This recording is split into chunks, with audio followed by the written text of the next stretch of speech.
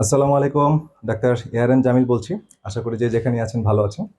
তো বরাবরের মতোই আমরা গুরুত্বপূর্ণ স্বাস্থ্য টিপস নিয়ে বা স্বাস্থ্য বিষয়ক আলোচনা নিয়ে আপনাদের মাঝে হাজির হলাম। তো আজকে যে বিষয়টা আলোচনা করতে চাচ্ছি সেটা খুবই গুরুত্বপূর্ণ এবং আমাদের অনেকের মধ্যে এই সমস্যাটা বিরাজ করছে, বাট আমরা অনেকেই সচেতন না। তো সেটা হচ্ছে ফ্যাটি লিভার। তো পরিসংখ্যান অনুযায়ী পৃথিবীর প্রায় 20 to 25% মানুষ এই ফ্যাটি লিভারে আক্রান্ত। এবং এই ফ্যাটি লিভারের সিমটমগুলো অনেক সময় আমাদের শরীরে প্রকাশ পাচ্ছে, বাট আমরা এই বিষয়ে সচেতন না থাকার কারণে আমরা এটা আমলে নিচ্ছি না। তো আজকের ভিডিওতে আমি গুরুত্বপূর্ণ কিছু সিমটম যেটা ফ্যাটি লিভারের কারণে হয়ে থাকে সেই বিষয়গুলো নিয়ে আলোচনা করব। প্রথম যে সিমটমটি আমাদের মাঝে দেখা দেয় বা অনেকের মাঝেই পাওয়া যায় সেটা হচ্ছে রাইট শোল্ডার পেইন। মানে আমাদের ডান কাঁধ বা কাঁধ রিজিয়নের এরিয়া, ডান কাঁধ বা ঘাড় অথবা চোয়ালের ডান পাশ, ঠিক আছে, বা এই যে ডান ডান যে শোল্ডার ব্লেড তার পিছনের অংশ বা নিচের অংশ, এসব জায়গায় ব্যথা হয়। তো এটা কিন্তু ফ্যাটি লিভারের একটা অন্যতম গুরুত্বপূর্ণ সিমটম। এখন আমরা দেখব কেন এই সমস্যাটা হচ্ছে।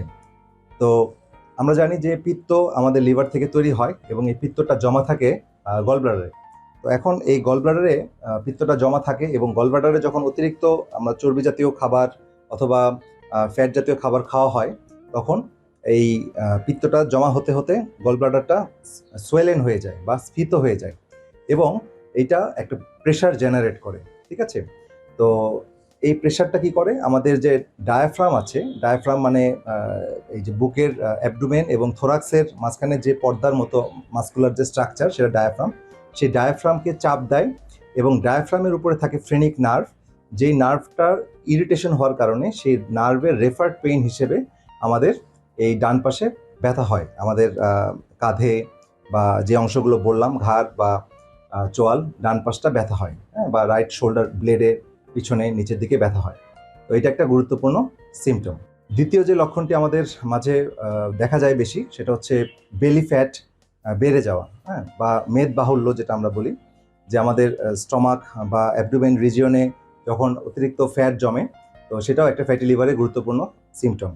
কারণ ফ্যাট প্রথমে আমাদের লিভারের চারিদিকে জমা শুরু করে, লিভারের মধ্যে জমা শুরু করে এবং লিভার যখন এই ফ্যাটগুলোকে স্টোর করতে করতে সে যখন তার ক্যাপাসিটিকে ওভারকাম করে ফেলে, তখন সেই ফ্যাটটা লিভার থেকে এলডিএল প্রোটিনের মাধ্যমে সারা বডিতে অন্যান্য অর্গানে সে ছড়িয়ে পড়ে।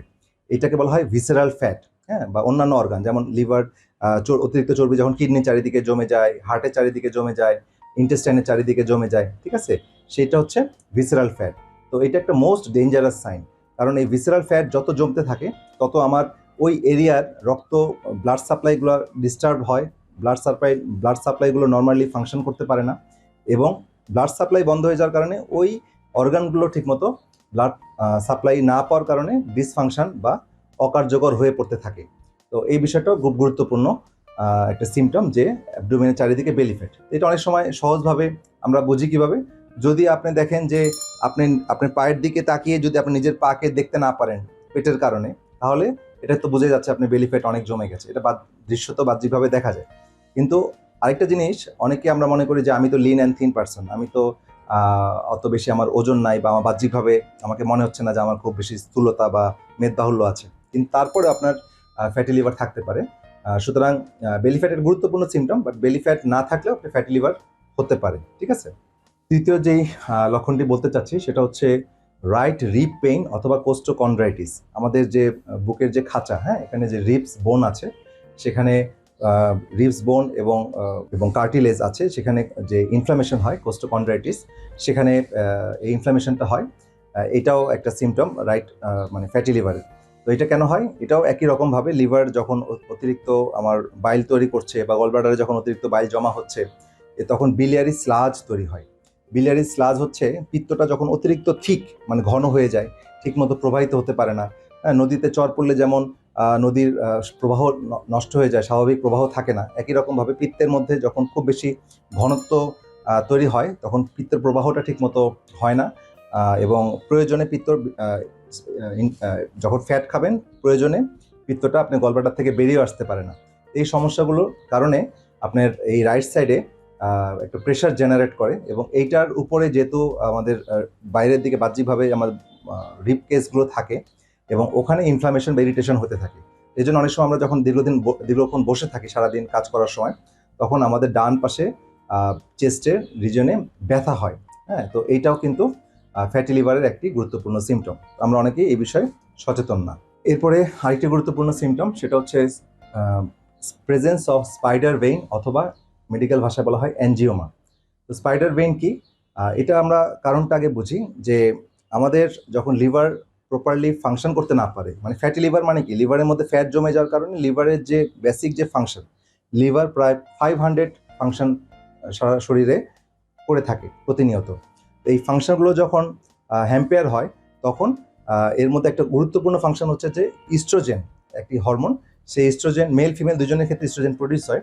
বাট ইস্ট্রোজেনটা যখন মেটাবলিজম হতে না পারে, এবং মেটাবলিজমটা হয় লিভারে, যখন প্রপারলি মেটাবলিজম হতে না পারে, তখন এক্সেস ইস্ট্রোজেন আমার বডিতে জমতে থাকে। এবং এই এক্সেস ইস্ট্রোজেন আমার ভেনাস সিস্টেমের উপরে কাজ শুরু করে, মানে আমার শিরা, উপশিরা যেগুলো আছে সেখানে এদের ওয়ালগুলো উইক করে দেয়। এবং এই শিরা উপশিরা উইক হওয়ার কারণে সেখানে ছোট ছোট পয়েন্ট তৈরি হয়, এবং এটা থেকে মাকড়সা জালের মতো আরও রেডিয়েশন, হ্যাঁ, মানে ছোট ছোট উপজালিকা বা ব্রাঞ্চের মতো তৈরি হয়। সেটা হচ্ছে spider vein. So spider vein শরীরে বিভিন্ন জায়গায় দেখা যায় যারা ফ্যাটি লিভারে আক্রান্ত তাদের ক্ষেত্রে। তো এই স্পাইডার ভেইন যদি থাকে, তাহলে অবশ্যই আপনাকে ফ্যাটি লিভার নিশ্চিত হওয়ার জন্য বিভিন্ন পরীক্ষা নিরীক্ষা করে নিশ্চিত হতে হবে। এরপরে যে গুরুত্বপূর্ণ লক্ষণটি বলবো, সেটা হচ্ছে স্পেশালি পুরুষদের ক্ষেত্রে ব্রেস্টটা এনলার্জ হয়ে যায় বা এনগর্সড হয়ে যায়। এটা কেন হয়?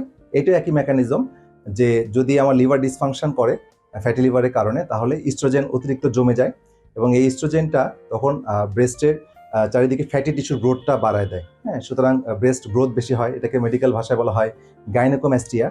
তো এখানে ব্রেস্টের রিজিয়নে ফ্যাট জমে, সেটা ব্যথা হয়, টেন্ডার হয়। তো এই সিমটমগুলো, এবং ব্রেস্টটা বড় হয়ে যায়, মানে কসমেটিক্যালি দেখতে খারাপ লাগে। তো এই সমস্যাগুলো যখন থাকবে, তখন বুঝতে হবে যে এটা আপনার ফ্যাটি লিভার অথবা লিভার ডিসফাংশনের একটা অন্যতম চিত্র।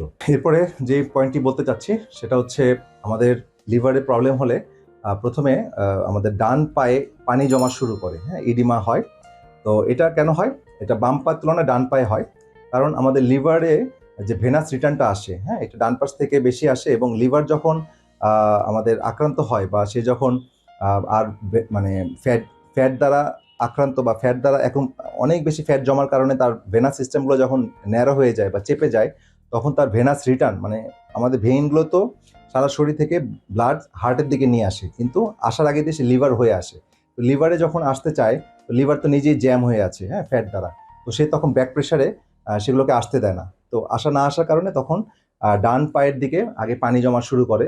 তো যেটা আমরা বুঝি কিভাবে, আমরা যদি ডান পায়ে গোড়ালির উপরে একটু কিছুক্ষণ চেপে রাখি 10 থেকে 15 সেকেন্ড, তাহলে দেখবো যে হাত ছড়ালে ওই জায়গাটা ডেবে আছে। হ্যাঁ, এটাকে বলা হয় পিটিং ইডিমা। তো এটা একটা অন্যতম গুরুত্বপূর্ণ সিমটম। লিভারের প্রবলেম বা ফ্যাটি লিভার হলে রাইট পাটা ফুলে যায়, বা পানি, এই পিটিং ইডিমা দেখা যায়। এরপর আরেকটি গুরুত্বপূর্ণ সিমটম হচ্ছে ইচি হ্যান্ড অর ফিট, যেটাকে বলা হয় কোলেস্টেটিক প্রুরাইটিস। প্রুরাইটিস মানে ইচিং বা চুলকানি। হ্যাঁ, কোলেস্টেটিক মানে হচ্ছে পিত্তের প্রভাবে যে চুলকানিটা শরীরে দেখা দেয়, ঠিক আছে?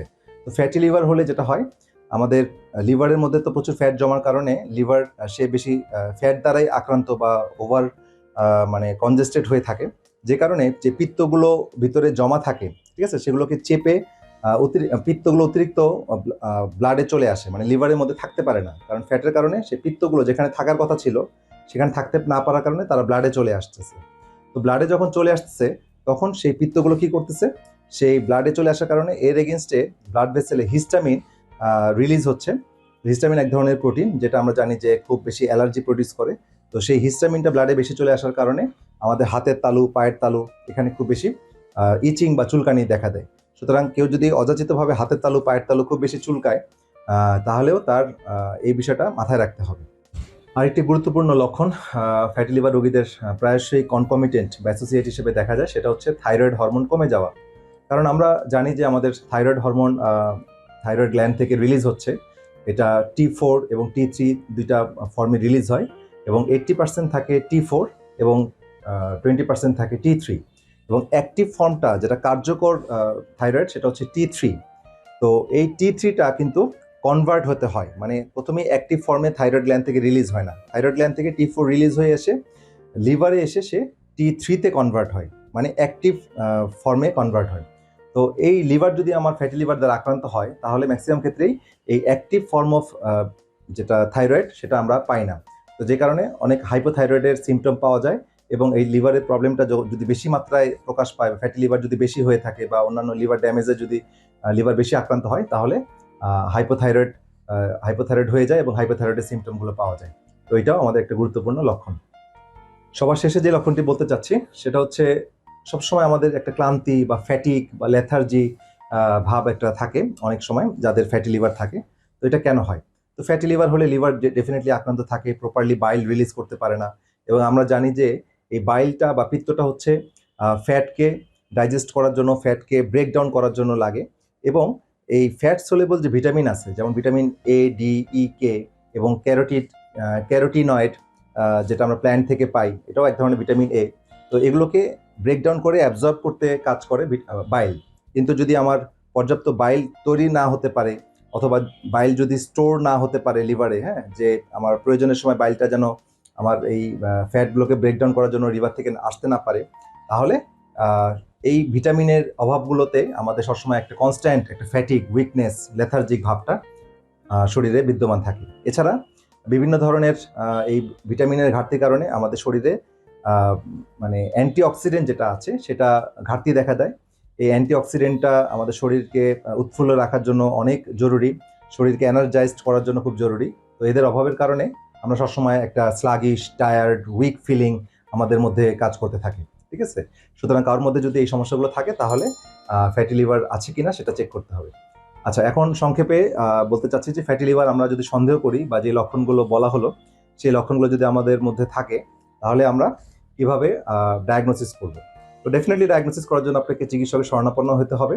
চিকিৎসক আপনাকে সাধারণত লিভারের ফাংশন টেস্ট দেয়, এবং একটা গুরুত্বপূর্ণ টেস্ট হচ্ছে আলট্রাসোনোগ্রাম। তো আলট্রাসোনোগ্রাম করলে আপনার লিভারের মধ্যে ফ্যাট জমে আছে কিনা, বা লিভারের মধ্যে যে ব্লাড ভেসেল আছে তার চারিদিকে তার অবস্থানটা কি, এবং সেখানে ফ্যাট মানে কি মাত্রায় জমে আছে সেটা আপনাকে খুব সুন্দরভাবে বলে দেন, এবং গ্রেডিং সহ বলে দেন। ঠিক আছে? তো সেই অনুযায়ী আপনাকে অবশ্যই চিকিৎসকের পরামর্শ শরণাপন্ন হতে হবে। আনন্দের খবর হচ্ছে যে এই ফ্যাটি লিভারকে পরিপূর্ণভাবে রিভার্স করা সম্ভব, কারণ লিভার এমন একটি অর্গান যেটা প্রায় 100% ক্ষেত্রে রিকভারি করা সম্ভব, স্পেশালি এই ফ্যাটি লিভার বা মানে মেটাবলিক যে ডিজিজগুলো আছে সেখান থেকে বের আসা সম্ভব। তো এখন এটার জন্য নির্দিষ্ট আপনার চিকিৎসকের তত্ত্বাবধানে থেকে সঠিক গাইডলাইনের মাধ্যমে, সঠিক লাইফস্টাইল, খাবার দাবার, কিছু ডু অ্যান্ড ডোন্টস ফলো করার মাধ্যমে আপনি এই সমস্যা থেকে বেরিয়ে আসতে পারবেন। তো আমরা এই বিষয়ে ফার্দার আরও কিছু ভিডিও করবো ইনশাল্লাহ। তো সেই ভিডিওগুলো দেখার আমন্ত্রণ থাকলো। আর যে যেখানে আছেন বা যে যেখান থেকে ভিডিওতে দেখেছেন তাদের সবাইকে পরবর্তী ভিডিও দেখার জন্য আমন্ত্রণ। এবং আমাদের এই ভিডিওগুলো আপনাদের ভালো লেগে থাকলে রিকোয়েস্ট থাকবে যে আপনারা লাইক, কমেন্ট বা শেয়ার করে আমাদের সাথেই থাকবেন, আমাদের অনুপ্রাণিত করবেন, এবং আমরা আরও ভিডিও নিয়ে আপনাদের মাঝে হাজির হব। সেই শুভকামনায় আল্লাহ হাফেজ।